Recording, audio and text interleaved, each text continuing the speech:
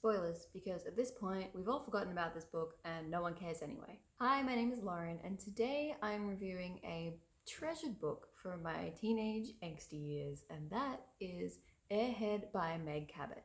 You might remember Meg Cabot from such classics as Avalon High and Jinx and The Princess Diaries. So I recently moved back home and came across all of these books that I had when I was like 13, 14, all those angsty reads, and it was a horror show. Opening up that closet to see all of those books was like the horse head scene in The Godfather. It was horrific and kind of bloody because a lot of those books were about periods. So it was a horror show, and so I put all of those angsty teen books onto one shelf of angst that I call my angst shelf. And I've started going through them all because some I've read and some I haven't read. And I just think it's fun to look back at like some of the crap that I was reading. So let's take a journey back to 2009. Barack Obama had just been inaugurated. Michael Jackson had just died. Kanye West is just about to take that award away from Taylor Swift. People are still wearing flare jeans. And in the midst of all that, this book comes out. Actually, wait. This was 2008, but same thing. So the concept here is that an everyday, average, girl next door type of girl gets into an accident and basically has a brain transplant into the body of a supermodel named Nikki. This is a stupid premise to begin with, but I get it that we're not here for logic. We're here for a good time. Anyway, this is about our main character named Emerson, who's not like other girls. She's not into like fashion or makeup or anything like that. She's into video games. She actually actively makes fun of the girls who are into fashion and makeup and like judges them and says that they're like a bit stupid, which everyone in this book is actually pretty stupid, so she's not wrong there. But still, you shouldn't judge people for based on what they want to wear. Her little sister Frida is like looks up to these girls and she wants to be a cheerleader. Emerson also has this best friend named Chris who has this like nasty long hair, and she's been in love with him since forever, but of course he doesn't notice her because she's not like other girls. It's actually quite a bit of judging women on their appearances and like slut shaming in this book, which is like a very 2000s thing, but hopefully we've sort of moved away from that now. So the little sister Frida, who is actually one of the more likable characters in this book, is like, hey, big sister, you're gonna take me to the mall to go see this British pop star singer because he's coming to the mall to perform for some reason. I guess this is back in 2008 when people actually still went to malls. Though I never remember celebrities coming to malls. Like, was that a thing? Can you imagine just like walking out of Maya one day and Beyonce's just there signing autographs? Those poor mall cops who are used to just like giving a talking to shoplifters are suddenly having to fend off like barrages of teenage girls. All these teenage girls are swarming at them and they're trying to like herd them all together into one big blob with their little Paul Blart motorized scooters. What a day. Anyway, they're at the mall trying to get to a signing line for this British hot guy singer. Emerson the whole time is like, this is stupid. And her friend Chris is there and he's like, yeah, this is stupid. And then for some reason, the supermodel, Nikki, which is never explained why she's there in the first place. So Nikki's walking through and Frida's like, oh my God, I want to go get her signature. And so she runs over to Nikki, this supermodel, and there are all of these giant plasma TVs hanging from the roof. And Emerson's looking over and she sees her sister is standing right underneath one and the plasma TV starts to fall. So she runs, pushes her sister out of the way, and then the TV falls on her. It's basically like in the Hunger Games when Katniss volunteers as tribute instead of Prim, her sister, except instead of the Capitol, the evil is just corporate America. So a month later, Emerson wakes up in a coma and she's like, I feel a bit weird. Her family's acting a little bit weird around her. And then Emerson is taken out of the room by a nurse, and then she realizes, wait a second, this is not a nurse. This is the supermodel's friend, Lulu, and the supermodel's boyfriend, who I also can't remember his name because it doesn't matter.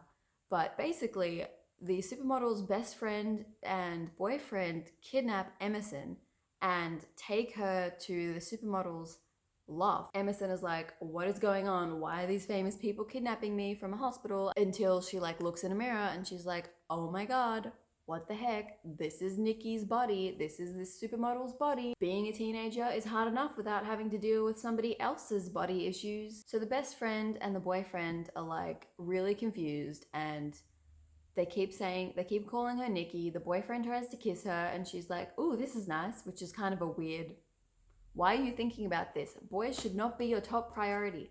You have had an identity crisis. Focus on that. So yeah, her friend Lulu and the boyfriend, who I forgot the name of, are like, "What's going on?" And they are literally the dumbest people on the planet. They believe that Nikki has had a spirit transfer, whatever that means, like kind of like a Freaky Friday, like somebody else has come into Nikki's body. Where is Nikki gone?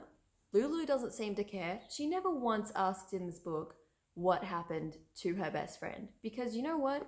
That's just not relevant to the plot. Emerson remembers seeing this brain transfer procedure on TV, and then she just automatically assumes that that is what happened to her and just goes with it. A lot of times, actually, the main character like comes up with a reason for why something could be how it is, and then just automatically assumes that that is the reason. She's using Nikki's laptop and the keyboard starts to lag, and straight away she's like, Stark Industries, which is the company Nikki works for, Stark Industries is spying on Nikki and taking all of her information. Like, she could just have a virus. She could just have a really crappy computer, okay? You don't know. And then for the entire book, she just assumes that everything's Stark brand. The phones, the laptops, they're all like tracking and gathering people's information. Everyone's being tracked now. You're not special. Google can probably at this point predict when and where I'm going to use the bathroom. They know everything. So her first thought, once she realizes that she's in the body of Nikki, the supermodel, is, oh my god, all of these boys are paying attention to me. I'm not used to it. This is so crazy. Because now not only does Nikki's boyfriend try to kiss her, but Nikki's friend's boyfriend tries to kiss her.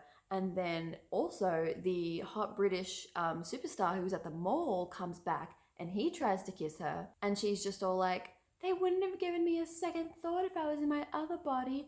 Yeah, because they have no idea who you are. Also, is that your top priority right now? Please, can we focus? This is such a stupid book. So she hitches a ride with the hot singer guy back to the hospital. All the while, Emerson is slut-shaming Nikki for having all these different sort of guys on the side. And then, when she gets back to the hospital, the doctor explains that basically when that TV fell on her, she was like dead. It just so happened that at the exact same time, Nikki, the supermodel, had like some sort of brain aneurysm, and that was extremely rare and just died in the same instant. So in order to preserve the supermodel's body, because the company wants to, you know, keep the body because it's making them a lot of money, they transplanted Emerson's brain into Nikki's body without her consent. Emerson is legally dead. Like, all of her friends and family think that she's dead. They had a funeral. Her grandma flew up from Florida for the funeral. And basically this company is propping up Nikki's body as like a puppet in a really like disgusting and gross way. This is ultimate capitalism right here. Like, I don't understand how Nikki is able to give consent for her body. Like, the more I think about this, the more disgusting it is. And the more morally grey it is. Like, her parents, Emerson's parents, just like made this decision for her that she has to like go live this other supermodel's life now. And then the icing on the cake is that when Emerson talks to the doctor says, I honestly don't think you have any right to complain. You went into my surgery, a grievously injured girl, and came out a supermodel. Millions of girls would die, literally, to be in your shoes right now. How is this man allowed to practice medicine? Apart from like the 2 pages that they spend talking about this isn't really a big deal. Like, Emerson kind of just rolls with it in the end. She goes off to live Nikki Howard's life. So here's where the premise of this book kicks in. It's the girl who kind of looks down on people who wear makeup and like judges girls for wanting to have a good appearance. And then all of a sudden she has to go and do this photo shoot, and she realizes that it's actually really hard to do this.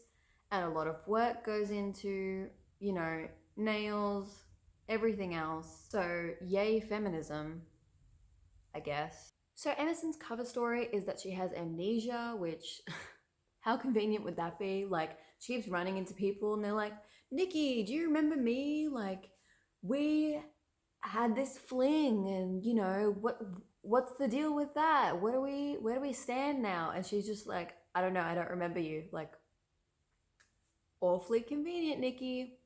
What I do like is that Emerson insists on still being educated, and since Nikki doesn't go to school anymore, Emerson's like, I want to go back to school. So she ends up back at her old high school again, taking her old locker because obviously they have like an opening there now since Emerson has like technically died. So it's great that she wants to be educated. It's not so great that the whole reason for her going back to school is so that she could see her best friend Christopher again. But you know what?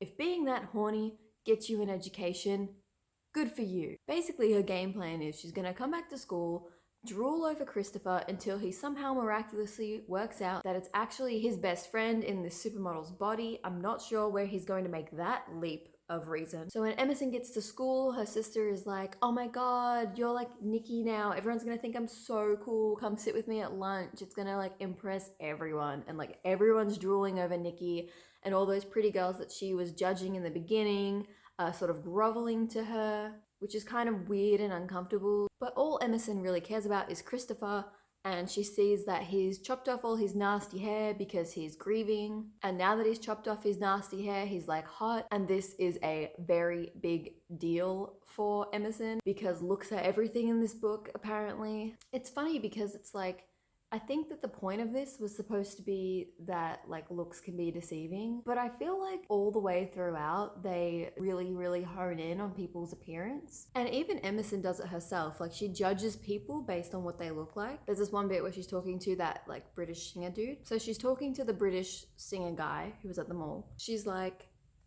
I wanted to tell him the truth about what happened to me. I mean, I felt like he'd really understand.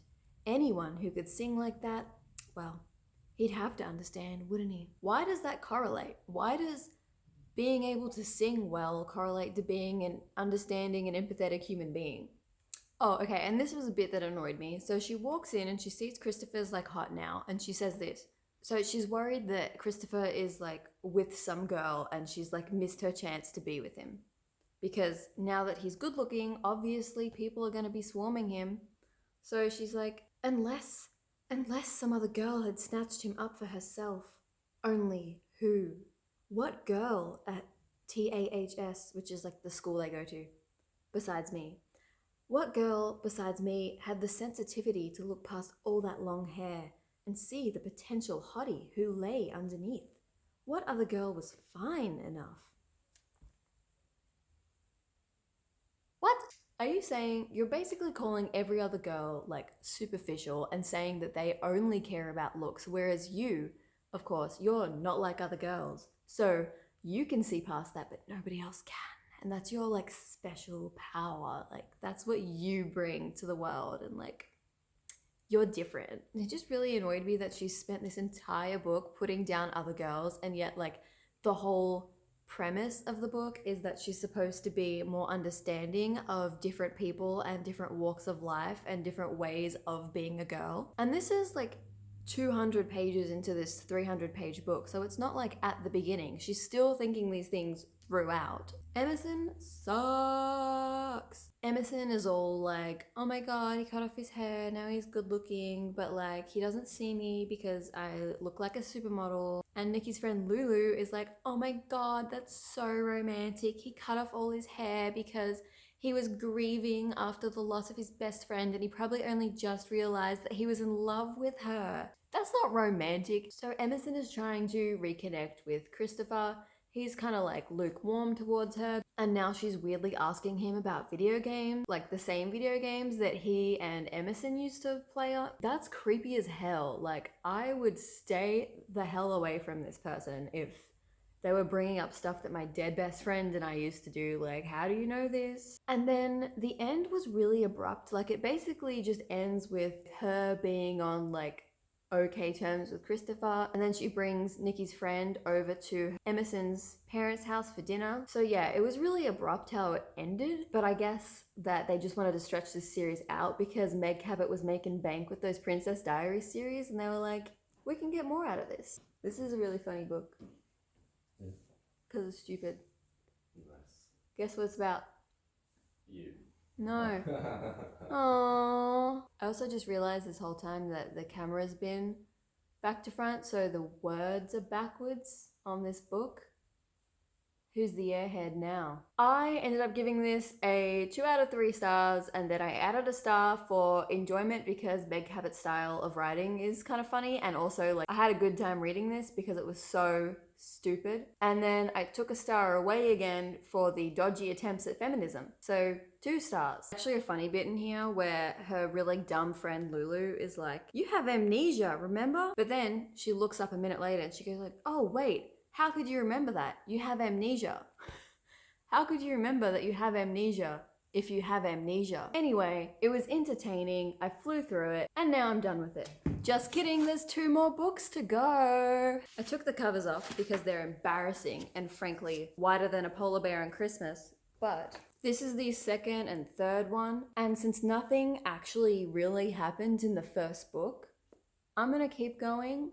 They're short, they're entertaining, they're dumb, love it. I think I'm gonna try and do some more reviews for Meg Cabot in the future because they're just funny. But thank you for watching and I'll see you next time.